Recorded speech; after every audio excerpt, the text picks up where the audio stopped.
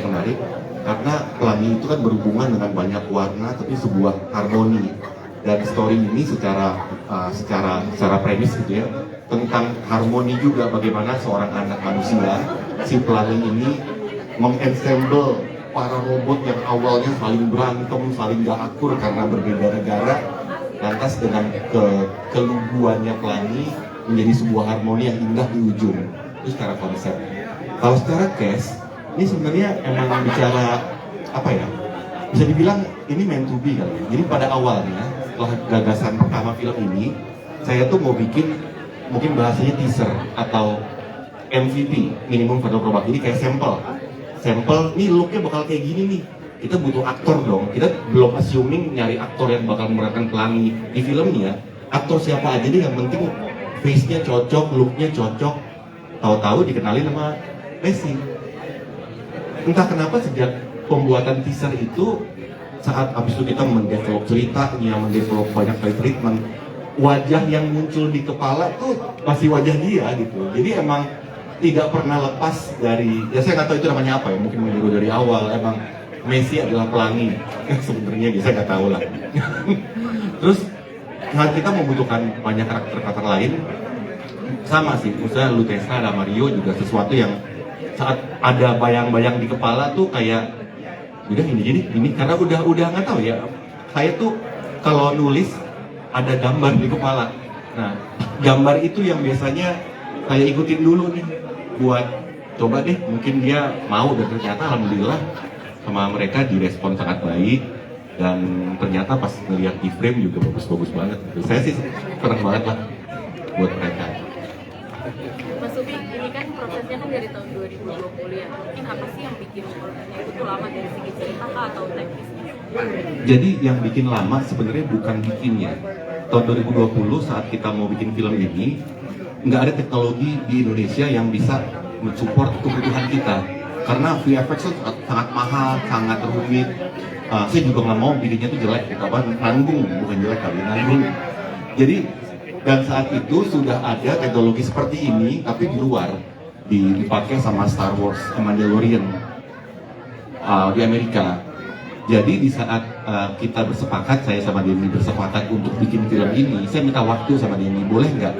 Saya mau cari tahu dulu cara bikinnya yang benar, karena saya berusaha mencari partner di Indonesia yang mau mensupport teknologinya tuh ya emang nggak ada.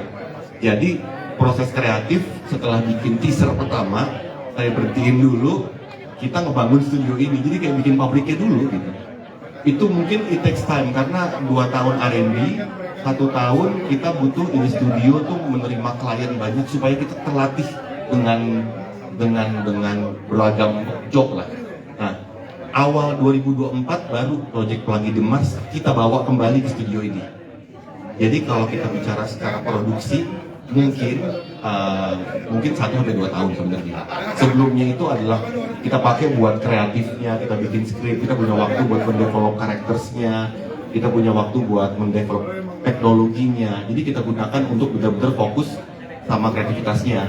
Plus kita juga mau memulai film ini dengan cara yang baik. Maksudnya gini, kita desain karakternya, ada story circle-nya, jadi ada nilai IP kali istilahnya. Supaya harapan saya tuh sebenarnya, saya bilang sama Denny, kalau ini film sukses, kayaknya gue mau fokus di sini aja deh, mau kayak George Lucas gitu, fokus di Star Wars aja udah. Sampai mati gitu. Udah, ntar bikin filmnya Pratiwi, bikin filmnya Banyu, bikin film robot-robot. Itu tuh gagasan awalnya, makanya saya pengen dilakukan dengan tata cara yang benar, proses desainnya benar, dan loginya benar gitu. Berarti apakah ditargetin menjadi evergreen IP? Evergreen IP itu haknya penonton, bukan hak saya buat ngomong. Jadi saya juga nggak mau overpromise. Tugas saya bikin karya, saya crafter, membuat produk.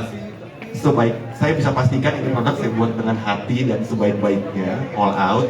Tapi bicara evergreen, bicara itu kan pada akhirnya hak prerogatifnya penonton ya. Mas Sopi, tapi sampai akhirnya negara hadir, emang budget berapa sih untuk menghabiskan film ini, Mas? Hubungannya apa sih sama negara? Apa? Ya, duh. Enggak.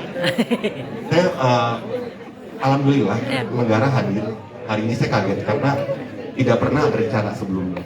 Dan baru beberapa hari belakangan tiba-tiba ya saya sama Raffi kan biasa sudah kenal, mereka sudah kenal, tapi saya tidak menyangka bahwa mereka tuh mengikuti proses film ini, karena saya jujur aja saya tuh terlalu sibuk di balik komputer ngerjain segala macem, jadi nggak tahu tuh ada apa di luar. Dan menjelang acara ini tiba-tiba dengar Raffi mau datang nyempetin, padahal saya tahu dia sibuk. Udah gitu dari kementerian dari Kementerian Ekraf juga datang, dari Unpad datang. Nggak tahu, kalau saya pribadi sih merasa mungkin mereka melihat ini sebagai salah satu yang bisa selaras dengan itu ideologi membuat hero. Karena saya setuju dengan Pak Ivan tadi ngomong pahlawan itu nggak harus sejarah gitu, nggak harus. Dan buat saya di dunia storytelling saya kayaknya emang lebih fokus main di ranah itu, di ranah fantasi. Jadi kepahlawanan, keindonesiaan itu tidak harus muncul dari baju yang tidak harus ada nilai tradisinya. Makanya saya bikin nama robotnya batik, tapi tidak ada motif batik gitu. Dan tidak ada istilahnya dia kayak terlalu berbau tradisi. Cuman saya kasih culture Monggo atau apa, saya kasih kayak gitu. Jadi buat saya budaya sama tradisi itu hal yang bisa dipisahin. Seperti kayak Jepang, tradisi mereka sama culture tuh jadi fokus saya sih di situ, dan mungkin itu juga selaras dengan apa yang mereka jalani.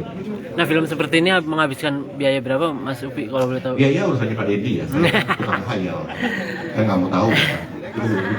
Pak Deddy mungkin mau menanggapi itu biaya produksinya mungkin lebih mahal dari film horor atau drama biasanya, atau mungkin bisa lebih dari itu sih, atau seperti apa gitu?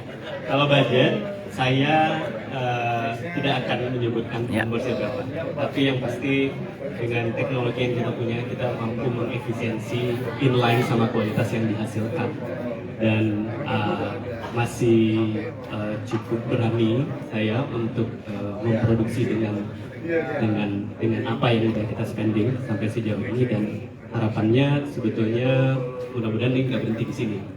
Jadi intinya gitu, kalaupun rugi-rugi sedikit, saya akan tetap lanjut sama Upi, kalaupun rugi-rugi sedikit. Jadi karena film punya impact yang besar, jadi fokus kita ke sana. Tentu currency-nya adalah jumlah penonton, currency. Dan ya harapannya dengan apa yang udah kita bangun, baik itu dari sisi teknologi, tim yang udah berkembang, cast yang udah join gitu, nggak berhenti di satu project. Jadi saya berharap teman-teman media bisa membantu memberitakan tentang film ini in a good way, agar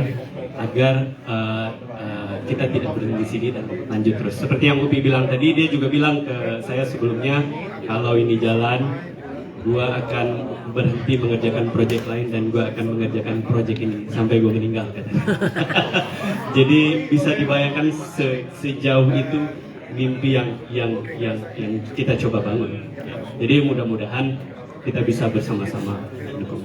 Jadi kalau budget saya nggak akan mention numbersnya berapa, tapi insya Allah affordable karena kita punya teknologinya. Siap. Pressure nggak sih? Maksudnya udah ini kan berjalan